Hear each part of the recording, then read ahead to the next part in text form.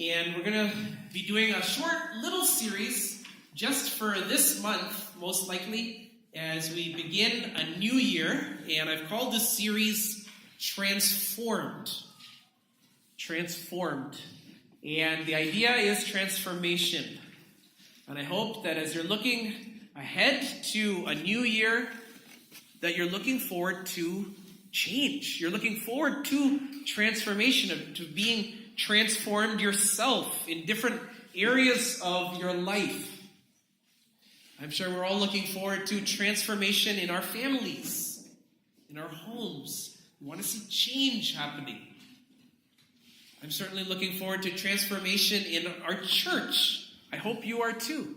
You know, God has transformed our church, and He's been working on our church and changing our church over the years, and in fact in remarkable ways, but there's still so much further that we have to go as a church. I'm looking for transformation this year in our church. In fact, we've got some big plans for our church for 2018, and you'll be hearing a lot more about this in the weeks, months to come. We're looking forward to planting a church, our second church plant, Lord willing, this April. In fact, on Easter Sunday, April 1st, we hope to start a new church in New Gurgaon, that's Sector 82, 83, and so on.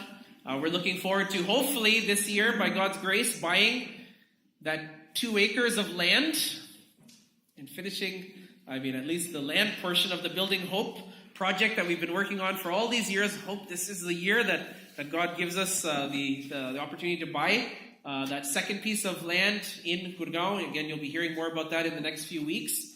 We're also going to be rolling out a new kind of system for discipleship and growth for our church. That'll be in the second half of the year. We'll be hearing a lot more about that. It's going to be something big and something quite exciting, and I think something really good for each one of us and for our church. And so we've got so many things that are going on in the church.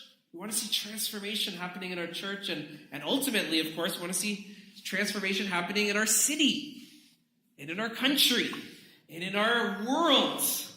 There's so much change that needs to take place. And hopefully we also want to be agents of some of that change ourselves. We want to do something. Of course, we need to be transformed before we can be agents of transformation for others and for our city. And so this is what we're going to be praying about during our prayer week coming up in a few weeks here. Praying for change. We're going to be praying for transformation for ourselves, for our families, for our church, for our city, and for our country, and so on. And in the weeks leading up to our prayer week, as we start this new year, I want to talk about what does transformation look like? What is the transformation that's required? Okay. And this morning, we want to start with the most important thing. And we're going to see that in the life of the great King David, and especially as it's reflected in a song that he wrote that we call Psalm 63. Okay? Now, before we get to Psalm 63, I want to just give a little bit of background on David. David is actually a very interesting person when you think about him. So on the one hand, if you know the life of David, you're familiar with the Old Testament in that way, you know that David was called man after God's own heart. Right? You also know that David's name is mentioned more than any other name in the Bible. Did you know that? Besides God and Jesus, David's name is mentioned more than any other human person in the Bible. Okay, from beginning to end, no other person is mentioned as David is. Right? David's also the gold standard for all the kings. He's the one by which all the other kings are judged. Were they like David? Were they not like David? He's the standard. Everybody wants to be like David. And one other thing, David is also the model for the Messiah. God said, I'm going to send someone, a savior, and he's going to be like David. And so as the people are waiting for the Messiah, for the Savior, for this King who's coming, they're saying, oh, when is David going to come? When is someone like David going to come? If we could just have someone like David. Such a great man. Such a godly man. Right? Ruled in such a good way, such a good leader. Waiting for someone like David. But if you study the life of David, if you know the life of David, you also know that David also has another side to him, doesn't he?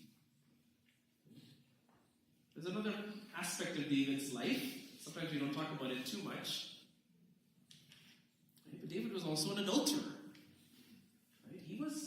He committed adultery. David was also a murderer. Can you imagine? We're an innocent person. Cold blood, you could say. Right? David's a terrible husband. In fact, David has at least 7 wives that we know of. And 10 concubines besides. David's a terrible father. We're going to see that a little bit this morning. His family is a mess. In fact, a few years ago I preached on the life of David, and I called his family a royal mess. David's family is a mess. In fact, his sons are killing each other and raping. Their siblings raping one another. Just a complete disaster. And David's disobedient to God at times, and sometimes even quite dramatically. If you know the story of David, at one point he takes a census of the people against God's will, and it leads to 70,000 people dying because of his disobedience. And so David actually, like all of us, there's good and there's bad and there's ugly. And in fact, sometimes, it actually feels, when you're reading through the life of David, that his badness even overshadows his goodness. That his sin overshadows his saintliness. And in fact, if you just take away that first half and you just look at the second half, adulterer, murderer, terrible father, terrible husband, disobedient to God, you'd say, this is a typical scumbag politician kind of leader. Yet, this is David. David is this towering figure in the history of the Bible, in the history of the world, in the history of God's plan of salvation. He's the man after God's own heart. He's the one that God blessed. He's the one that God loved. He's the one that even people look back and say, if we could just have someone, a leader like David. Such a great man. What's going on? Well, I'll tell you what I think is going on, and that is that David got the most important thing right. There was a lot that David got wrong. There's many, many ways that David messed up, but he got the most important thing right. And that is what we remember David for. That's what God blessed David for. There's one reality in David's life that overshadows everything else because it's the most important reality. That David got that most of us miss. And that's what we see here in Psalm 63. Okay, so let me just read Psalm 63 for us. It says, a Psalm of David when he was in the desert of Judah. You, God, are my God. Earnestly I seek you, I thirst for you. My whole being longs for you in a dry and parched land where there is no water. I've seen you in the sanctuary and beheld your power and your glory. Because your love is better than life, my lips will glorify you. I will praise you as long as I live. In your name I will lift up my hands. I will be fully satisfied as with the richest of foods. With singing lips, my mouth will praise you. On my bed, I remember you. I think of you through the watches of the night. Because you are my help, I sing in the shadow of your wings. I cling to you. Your right hand upholds me. Those who want to kill me will be destroyed. They will go down to the depths of the earth. They will be given over to the sword and become food for jackals. But the king will rejoice in God. All who swear by God will glory in him, while the mouths of liars will be silenced. Okay. Very interesting. Very interesting. You know, the first thing I want you to notice here is right in the title, you could call it the subtitle, it tells us the context, the circumstances by which David wrote this song. Okay, do you see it there? A Psalm of David. It might be just in small letters or in italics, right under Psalm 63. It says a Psalm of David when he was in the desert of Judah. So where is David when he writes this psalm?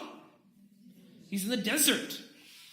Now, if you know the life of David, you know that he was in the desert 2 times, right?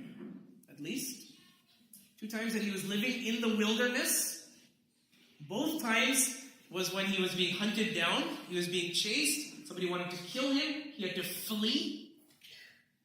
The first time was when he was young, before he became the king. When King Saul was jealous of him and was chasing him, and David ran into the desert. Remember that? Second time was when he was old. After he had already been king for many years, his children were grown up, and now his son Absalom wants to take the throne. In order to take the throne, he's got to kill his father. And so now David again is forced to run away as an old man. After being king for many decades, he's now running away into the desert, into the wilderness, as his own son, Absalom, is chasing him. And I think that this is the second time that he's in the desert, that he writes this psalm. And the reason I think that is because in verse 11, he says, the king will rejoice in God. Right? He calls himself the king. First time he was in the desert, he wasn't the king yet. Right? Second time, he says, I'm the king. He's running away. He's in the desert. His son is trying to kill him. He's living in a cave. Can you just imagine that? And you know, it's when you're in these desperate situations, when everything else has been stripped away, he's not sleeping in the royal bed anymore, he's sleeping on the ground. He's not eating the royal food at the royal dinner table anymore. He's scrounging probably for some berries or hunting for some animals out in the wilderness.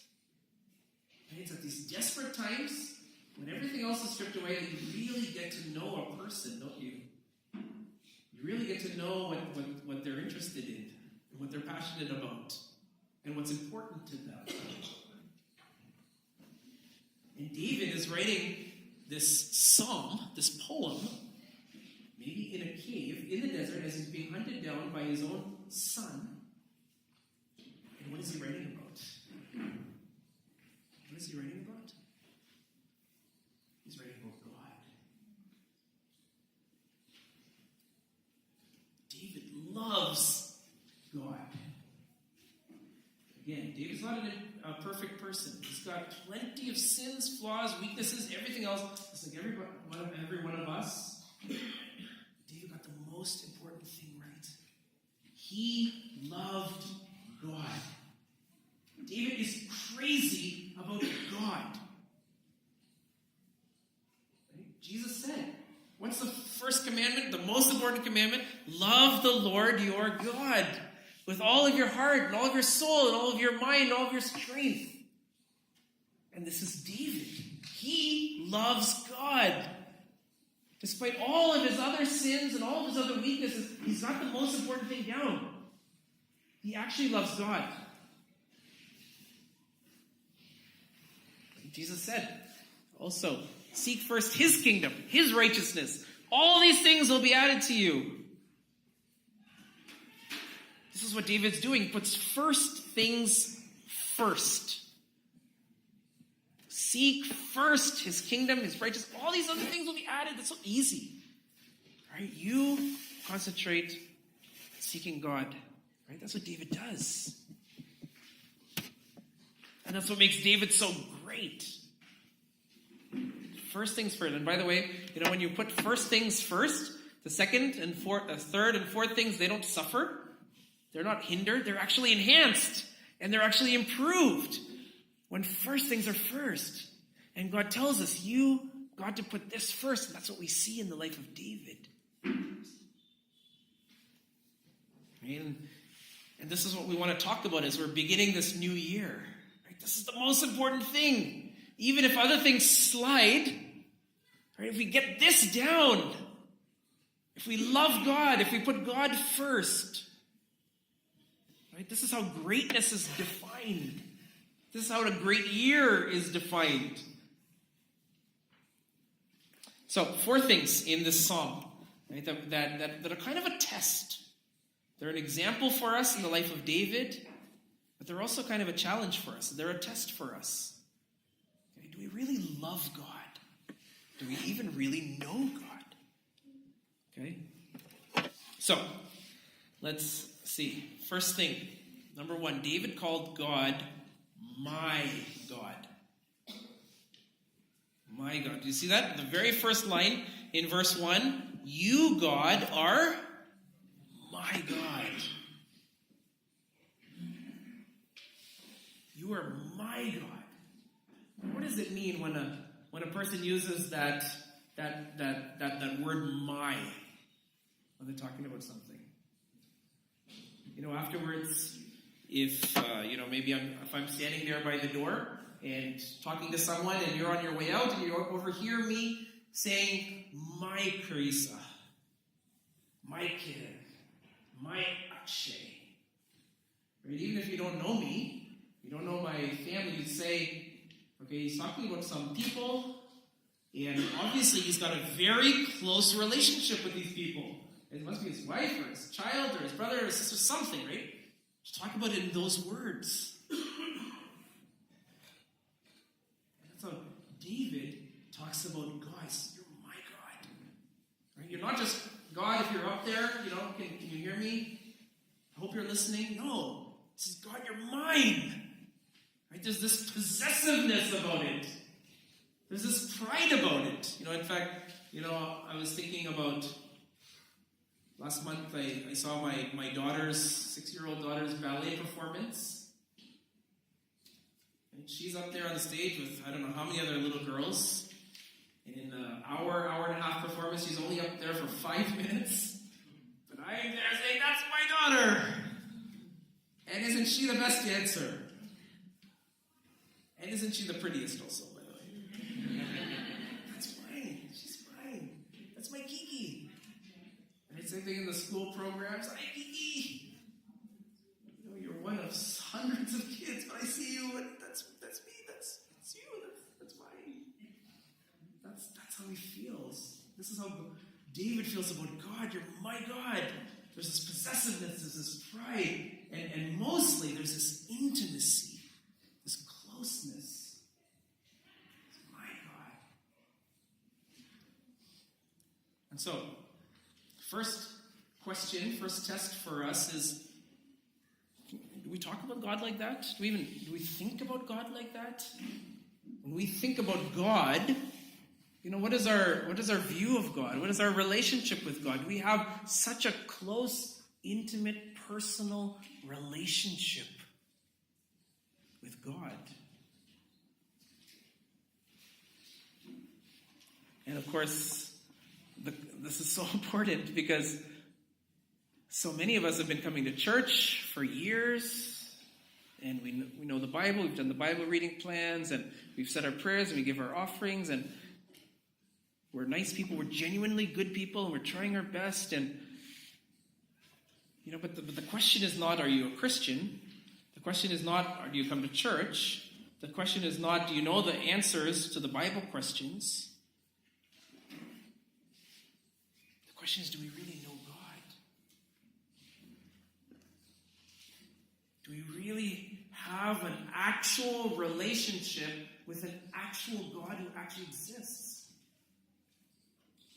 And we can defend God and talk about Jesus and share about Jesus and say our prayers to Jesus, and yet not actually know him. Not actually have a real, living, breathing relationship with another living being called God. Do we actually know God? Do we actually have a relationship with God? First question, David calls God my God. Second thing, David hungered for God.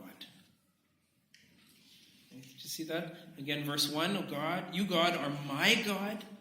Earnestly I seek you. I thirst for you. My whole being longs for you in a dry and parched land where there's no water.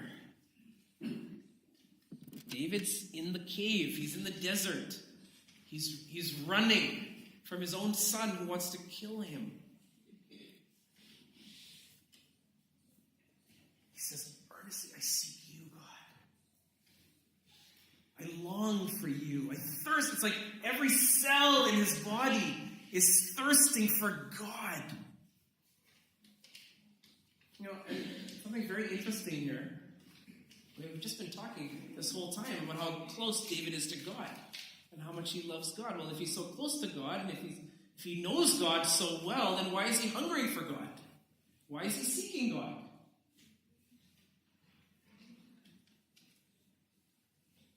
I think there's a very, very important principle here that we learn right from these verses. I want everybody to hear this and think about this. Those who are closest to God hunger for him most. Did you get that? Those who are closest to God, who have God the most, are the ones who seek him the most. You say, what? But that person's already so close to God. They already know God so well. Why are they so hungry for God? Well, the reason is because God works in a different way than everything else in life. For example, you lose your keys, like you probably do every now and then, and you turn the house upside down looking for these keys or this phone or whatever it might be. But then when you find the keys and you find the phone, you say, okay, I don't have to search anymore. I'm done. It's in my hands. I'm going to put it in the right place and remember to keep it there next time. You saw it, you found, it's over. Right? Or if you're hungry, maybe you're hungry right now. You didn't have your breakfast. You feel hungry, and then you get to the restaurant, or you get home, and the food is ready, and you devour the food. Maybe it's a big quantity of food, because you're really hungry, but then you're done. The hunger is over. You don't want food for a little while. Right? But God is different. God is different. Those who have eaten the most of God, who have tasted God, are the ones who are most hungry for God. The ones who are closest to God are the ones who want God most. That's the way it works with God. And so a very easy test for all of us. Have I really experienced God? Am I really close to God? Well, there's an easy way to find out. You've really experienced God if you're really hungry for God. Well, how do I know? If I've sort of experienced God, or I'm sort of close to God, well, it's because you're sort of hungry for God.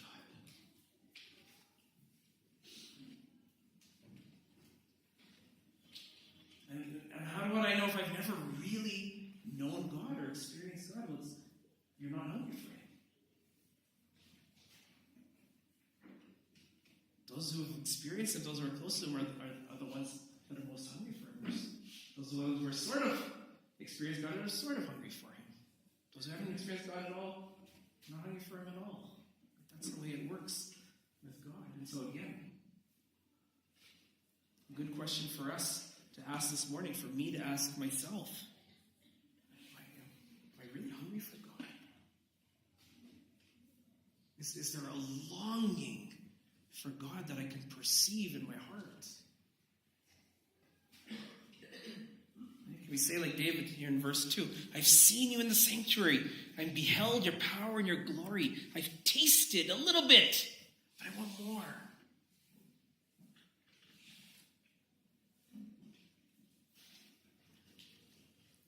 And if you're here this morning and say, you know what, to be very honest, I don't think I'm really hungry for God. I'm hungry for a lot of other things. You know, I think even if we're longing to long for God, that's also a good sign, isn't it? It means that God is at work. You know, another way to say all this is a felt absence of God is actually a sign of His presence. When God seems so far away and I want Him so badly, that means that God is actually close. He's actually working. Is God working in your life? Do you have a hunger for God? Is there any longing for a living relationship with the living God in your heart as you're listening to me right now, sitting in church? Is there even a longing to long? So that's the second thing. David hungered for God. Third thing is David longed for God Himself, not just His gifts. David longed for God Himself, not just His gifts. Again, where is David as he's writing this? He's in the desert. He's in the wilderness. He's living in caves. There's no food. He says it's a dry and parched land.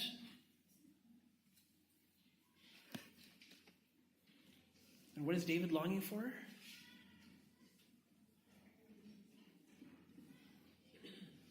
He's longing for God. He's not longing for food.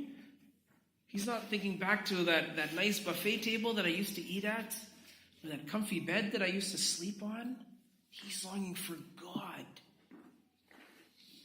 He's longing for God Himself, not just the gifts He gives. And this is so important because so many people, maybe even most people in this room right now, we think about going to church, we think about being godly, we think about reading the Bible, we think about praying, we think about doing all the things that God tells us to do. Why? So that God might bless me, so that God might give me success in my career, so that He might make my mother or my father better, that He might protect my children. We're looking for the stuff that God gives. Right? We want His goodies. We want His blessings. And you know, God is so gracious and merciful sometimes. So I think especially, by the way, when we're just starting out. Right? When we're just starting out, don't really know God as such, and we're just looking for blessings from God, looking for stuff from God, and God says, oh, it's okay, you know, I'll give you the stuff. Right? But as we mature, as we get closer to God, we realize, hopefully, the stuff is great and I enjoy it and I thank God for it, but more than the stuff, I want the source. I don't want just the gifts, I want the giver. Because the giver is so much better and so much more satisfying. Right? Isn't that what we hear David saying in verse 3? Right? Because your love is better than life. Lord, if I could just have you, if I could just taste your love again, that's what I want. Even if I have to stay in this cave, that's what I want. I want you. I want your love. I want to taste it. I want to experience it. I want to feel it. I want to know it. David longed for God Himself, not His gifts.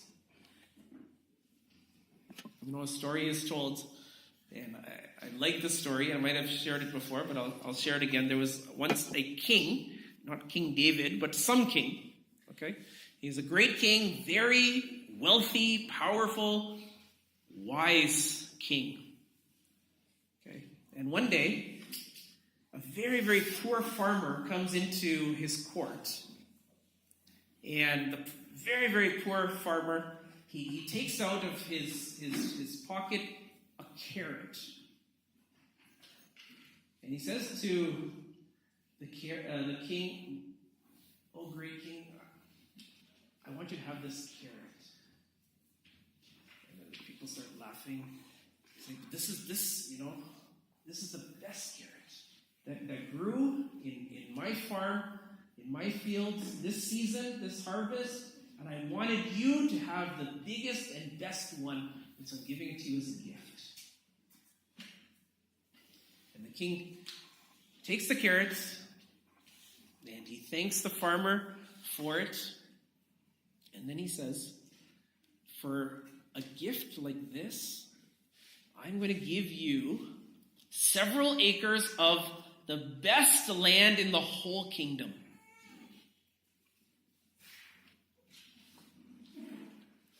Now, there's a nobleman in the court who's overhearing this interaction between the king and the farmer, and he thinks to himself, "That guy just got several acres of the best land in the whole kingdom just for a carrot? I can do much better than that." And so he comes the next day, and he comes before the king, and he says, "Oh, great king, I'm a breeder of horses, the finest horses in the whole kingdom. And the best horse I have, the strongest, the fastest, the most beautiful horse that I have, I want to give to you, O king, as a gift." And the king says, "Thank you."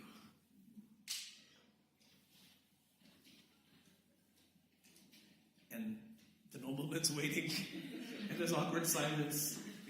And finally he breaks the silence and says, "But king, aren't you going to say anything else?"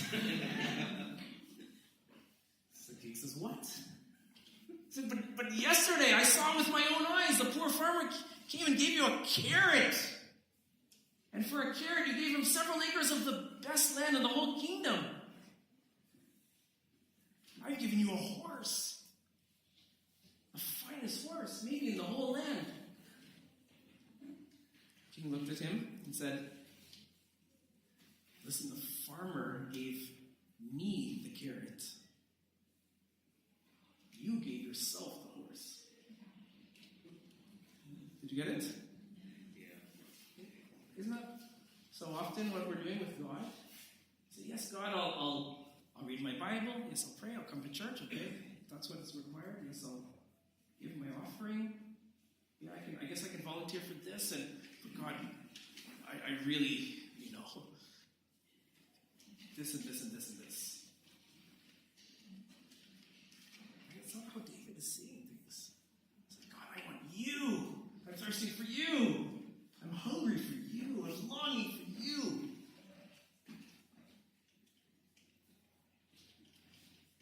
Are we really longing for God?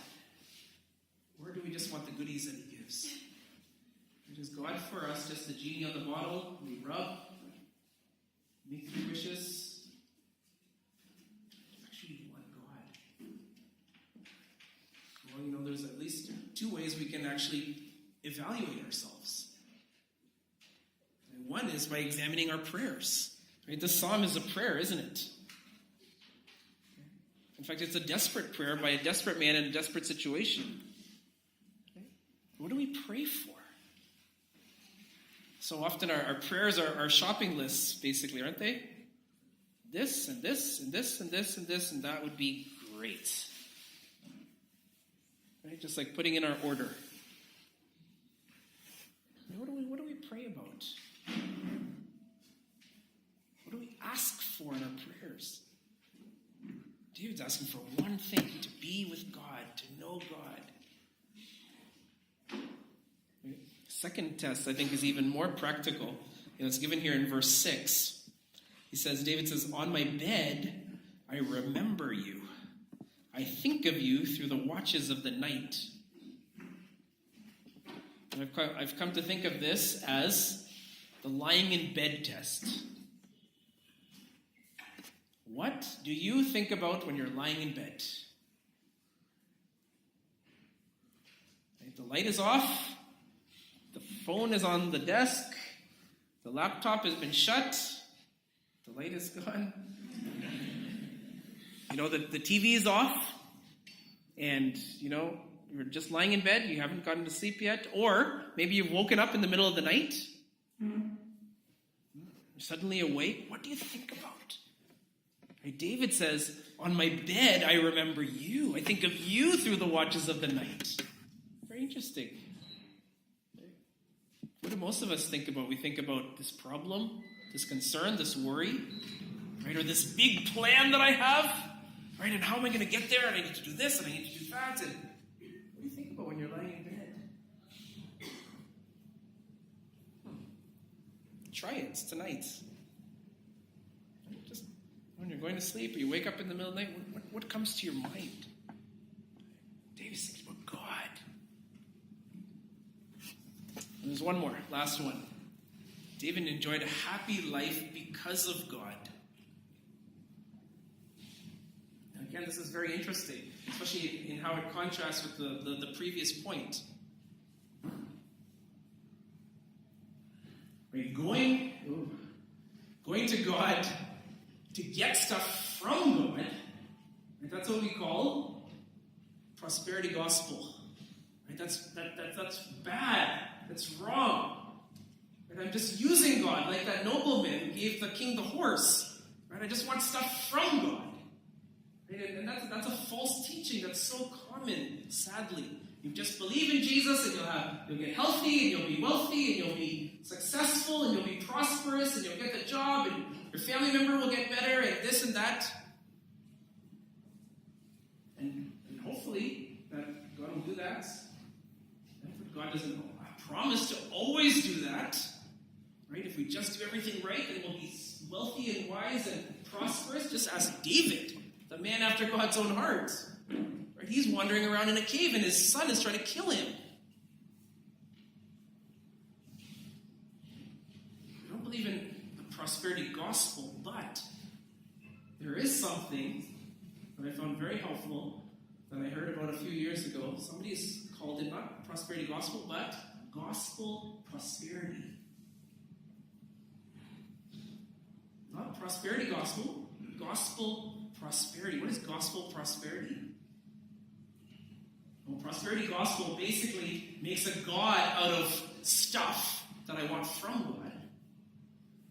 But prosperity gospel says that there is a real prosperity that we experience when we know God. And it's not necessarily money and health and protection and everything going perfectly well in our lives. But there's a prosperity of soul. There's a joy that's in our hearts. And then there's a peace that passes all understanding that the world can't even understand, let alone give. Right? Do we see that? See, look in verse 5.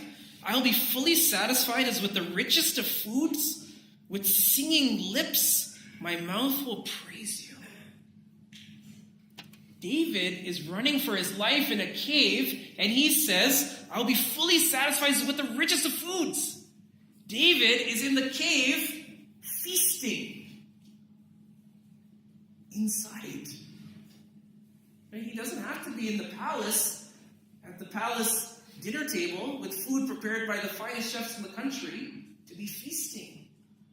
He's in the cave being hunted down, and he's having a feast. He's singing. See verse 7, because you are my help. I sing in the shadow of your wings. I cling to you. Your right hand upholds me. And even verse 9, those who want to kill me will be destroyed. They will go down to the depths of the earth. They will be given over to the sword and become food for jackals. But the king will rejoice in God. David's got this food. He's got this song in his heart. Even in the worst of circumstances. And he's enjoying happiness apart from circumstances because of God. And he's prospering. His soul is prospering inside regardless of what's happening outside. And this is what happens when we know God, when we know Jesus. And so let me just ask you, one more time.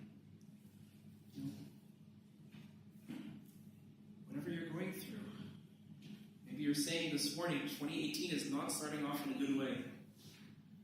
And I'm not looking forward to what's going to happen in the rest of this year. Maybe you've been hit with disappointments, even dreams that have been shattered. Maybe you're even at the end of your rope. So not another year. Whatever your circumstances are, can you say with David, I'm feasting. There's a song in my heart. Everything is going wrong, but I've got something greater. And I'm clinging to him.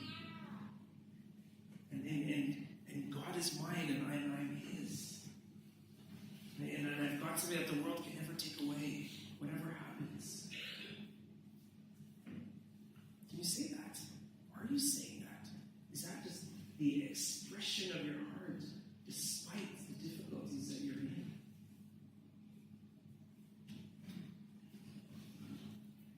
And so, dear friends, as we begin this new year, 2018 is lying ahead. And I'm so glad that you're in church this morning. I'm glad I'm in church this morning. I'm glad that we're looking at this psalm this morning. Because I need to be reminded just as much as you do from the life of David today. The most important thing in life is our relationship with God. The most important thing in life is our relationship with God. Am I close to God? Do I love God? Do I even have an actual relationship with God? Do I know him? Have I tasted his love? Have I really experienced that? And whatever else happens matters far less than that. And God forgive us for thinking I'm too busy. What a ridiculous thing to say that I say all the time. I'm just so busy. Busy with what? What could be possibly more important than this? David, he's running from his son. Can't imagine my son hunting me down to kill me. What a horrific thought. Living in a cave. Even the man who's done all these terrible crimes, but he's considered great because he loved God. He put God first. And we see the legacy of his life. What kind of life do you want to live? What kind of year do you want to have? Nothing more important than my relationship with God. Why don't we bow our heads and close our eyes?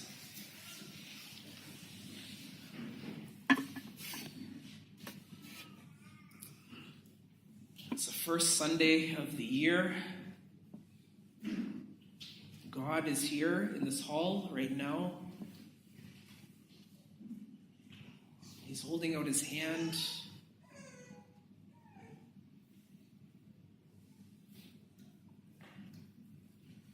In a moment, we're going to take communion. Remember Jesus' death for our sakes. Is there anything more that he could possibly do to demonstrate his love for us, to open the way to God for us?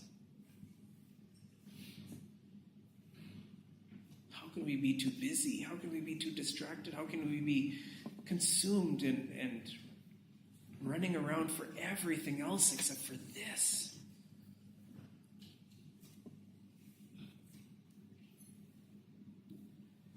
Let's just take a moment as we just evaluate our own hearts, our own lives.